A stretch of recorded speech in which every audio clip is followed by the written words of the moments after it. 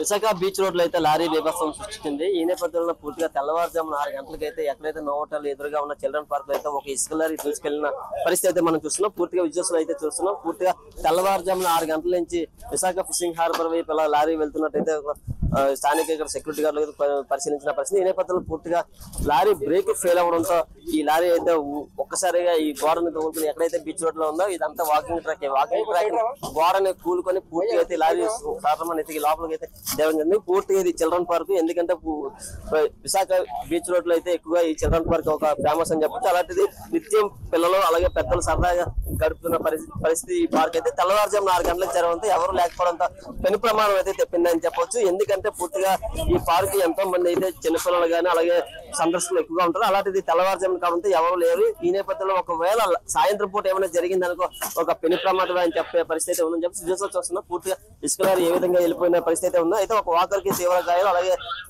Cleaner driver కి తీవ్ర గాయాలు అయ్యే వారి ఆసుపత్రికి కూడా తరలించిన పరిస్థితి అయితే పెను ప్రమాదం అయితే తప్పిందని చెప్పొచ్చు. ఎందుకంటే గతంలో కూడా ఇలాంటి ప్రమాదాలు అయితే 2 చోటు చేసుకున్నాయి. రెండు ఘటనలో కూడా ఒక ఐపీఎస్ అధికారి ఒక నార్మల్ పీపుల్ అయితే చనిపోయే పరిస్థితి కూడా ఉంది. పూర్తిగా ఎన్ని సంఘటనలు ఇది 3వ ఘటన ఇన్ని సంఘటనలు జరుగుతున్నా అయితే పోలీసులు ఎవరు పట్టించుకునే పరిస్థితి లేదని చెప్పి ముఖ్యంగా చూసుకుంటే దీనికి నియంత్రణ అంటే కఠినమైన ఈ చర్యలు అయితే తీసుకున్న పరిస్థితి లేదు. నిత్యం ఇదే స్పాట్ అయితే వరుస ప్రమాదాలు జరుగుతుండడంతో ఒక పక్క వాకర్స్ అయితే ఆందోళన వ్యక్తం చేస్తున్న పరిస్థితి. ఎందుకంటే బీచ్ రోడ్ నిత్యం వాకర్స్ ఎక్కువగా తాకిడి అయితే ఉంటున్న పరిస్థితి ఉంది. పూర్తిగా ఈ సాయంత్రం పూట అయితే చాలా కలకలాడే చిల్డ్రన్ పార్క్ ఒక్కసారి ఎవరు లేకపోవడం అయితే పెను ప్రమాదం అయితే తప్పిందని చెప్పొచ్చు. పూర్తిగా ఇటువంటి సంఘటన జరగడంపై పూర్తిగా పోలీసులు సంఘటనా స్థలానికి వచ్చి ఈ ఘటనపై పూర్తిగా ఆదేశాలు అయితే జారీ చేసిన పరిస్థితి. రాళ్ళన్ని తప్పిస్తున్న పరిస్థితి. కొద్దిసేపటి క్రితం డ్రైవర్ ని కూడా హాస్పిటల్కి తరలించే పరిస్థితి అయితే ఉందని చెప్పొచ్చు. పూర్తిగా మనం చిల్డ్రన్ పార్క్ ఎక్కడైతే ఉందో ఆ పార్క్ లోకి అయితే వెళ్తున్నాం. అసలు పూర్తి చూడొచ్చు లారీ ఏ విధంగా దూసుకుపోయిందో మనం విజువల్స్ లో అయితే చూస్తున్నాం. ఏకంగా చిల్డ్రన్ పార్క్ ఘోరం గుద్దుకొని లోపలికి అయితే వచ్చేసిన పరిస్థితి. పూర్తిగా ఇసుకలో లోడుతో అయితే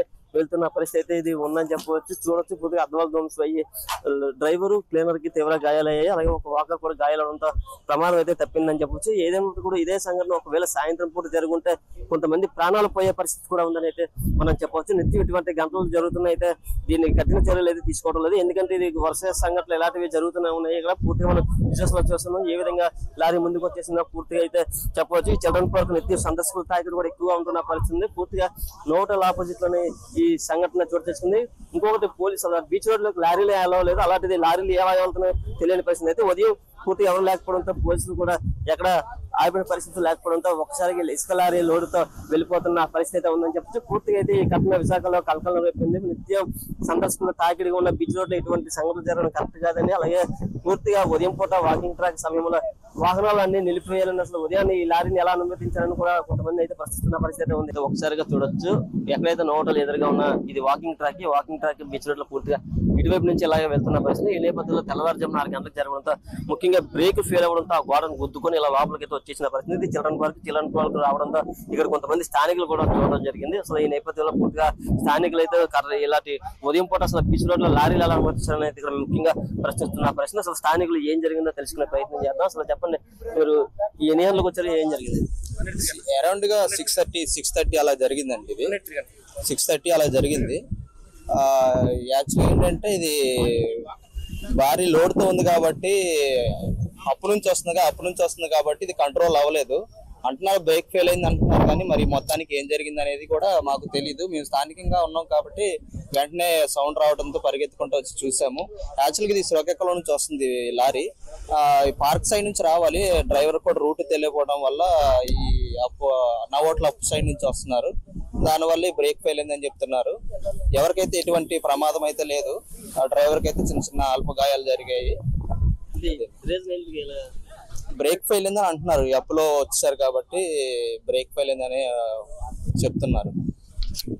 చూడొచ్చు పూర్తిగా స్థానికులు అయితే ఇది శ్రీకాకుళం నుంచి లారీ అయితే ఇసుక లారీ వస్తున్న పరిస్థితి. డ్రైవర్ కి రూట్ కూడా తెలియకపోవడంతో ఎలా వచ్చేసాడని అయితే చెప్తున్నాను. ముఖ్యంగా చూసుకోవచ్చు ఎందుకంటే ఒక ప్రమాదం తప్పింది. ఇదే ప్లేస్ లో గతంలో 2 ప్రమాదాలు చోటు చేసుకున్నాయి. ఆ ప్రమాదాలు కూడా అందులో ఒక ఇద్దరు కూడా చనిపోయే పరిస్థితి అయితే ఉంది. కానీ ఈ రోజు కూడా ఇదే ప్రమాదం మళ్ళీ జరగడంతో పూర్తిగా అయితే ఇది పూర్తిగా ఇక్కడ ఒక సెక్యూరిటీ గార్డు అలాగే నియంత్రణ ఇక్కడ రక్షణకు సంబంధించిన అయితే ఉండాలని చెప్పొచ్చు. నిత్యం ఉదయం పూట కావడంతో ఎవరు లేని పరిస్థితి ఉంది. పూర్తిగా ఉదయాన్నే వాకింగ్ చాలా మంది విశాఖ వాసులు పర్యాటకులు వచ్చి ఉదయాన్నే బీచ్ రోడ్ లో సరదాగా అలా వాకింగ్ చేస్తుంటారు. అలాంటిది వాకింగ్ ట్రాక్ లో ఎంతో మంది ఇక్కడ వెళ్తున్న పరిస్థితి నేపథ్యంలో పూర్తిగా ఇది ఇసుక లారీ ఈ దూసుకు రావడంతో అయితే ఒకరికి వాకర్స్ కి తీవ్ర గాయాలయ్యాయి. ఆయనతో పాటు డ్రైవర్ కి అలాగే క్లీనర్ కూడా తీవ్రమైన గాయాలు అవడంతో వారిని ఆసుపత్రికి తీసుకెళ్లే పరిస్థితి ఉందని చెప్పొచ్చు. ముఖ్యంగా చూడొచ్చు ఇసుక లారీ పూర్తిగా ఇసుకను అయితే దించే పరిస్థితి ఉంది. అసలు చిల్డ్రన్ పార్క్ నిత్యం ఇటువంటి ఘటనలు జరగడంపై ఈ పార్క్ లోకి రావాలంటేనే ప్రజలు భయపడే పరిస్థితి ఏర్పడిందని చెప్పచ్చు.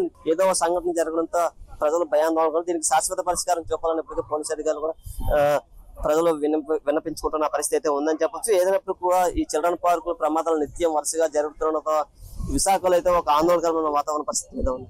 Camera person Ramurthy Naidu, big TV Visakha నుంచి.